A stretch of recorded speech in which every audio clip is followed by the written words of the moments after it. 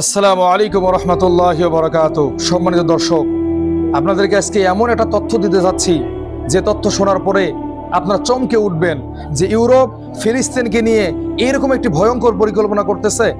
আমরা তো মনে করতেছিলাম যে যুক্তরাজ্য, কানাডা, ফ্রান্স মনে হয় ফিলিস্তিনের পক্ষে, কিন্তু না, তারা ফিলিস্তিনকে নিয়ে এমন এক ভয়ঙ্কর ষড়যন্ত্র করেছে যেটা শুনলে আপনার মাথা নষ্ট হয়ে যাবে যে এরকম ভয়ঙ্কর পরিকল্পনা কিভাবে ফিলিস্তিনদের সঙ্গে তারা করতে পারে।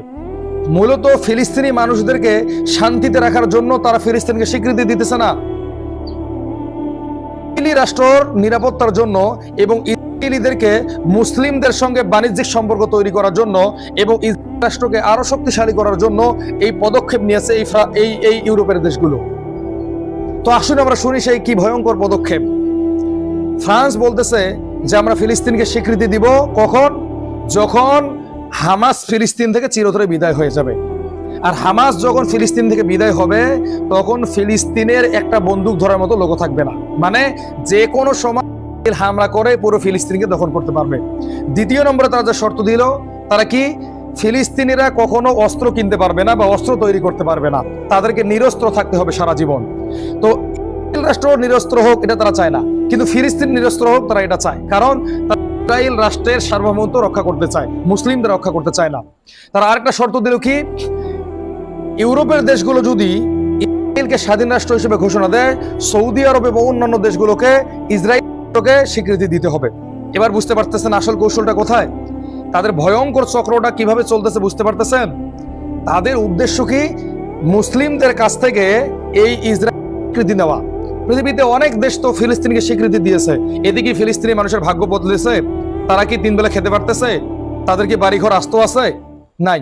তাহলে এরা যদি স্বীকৃতি দেয়, ভবিষ্যতে যে ওই যে ওরা গাজায় যে হামলা চালাবে না, ফিলিস্তিনের মানুষদেরকে যে আহত নিহত করবে না, এর কি গ্যারান্টি আছে?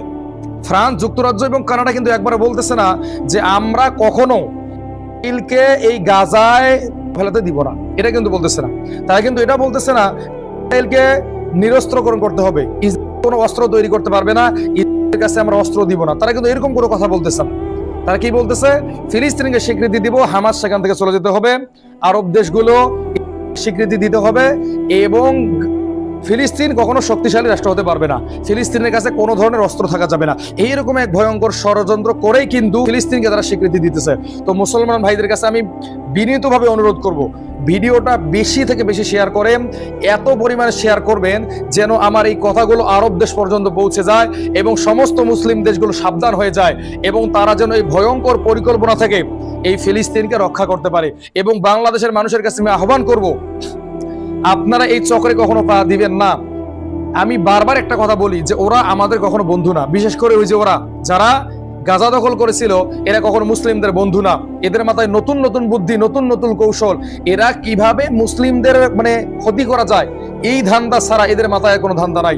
সম্মানিত দর্শক, এই ভয়ঙ্কর পরিকল্পনা পুরো পৃথিবীর মানুষকে জানিয়ে দেন, বেশি থেকে বেশি শেয়ার করেন এবং আপনাদের মনের ভিতরে এটাকে গেঁথে রাখেন এবং একজন মানুষের সঙ্গে যখন দেখা হবে তখন এই বিষয়গুলো নিয়ে আলোচনা করেন, যাতে করে প্রত্যেকটা মানুষ এই বিষয় সম্পর্কে জানতে পারে।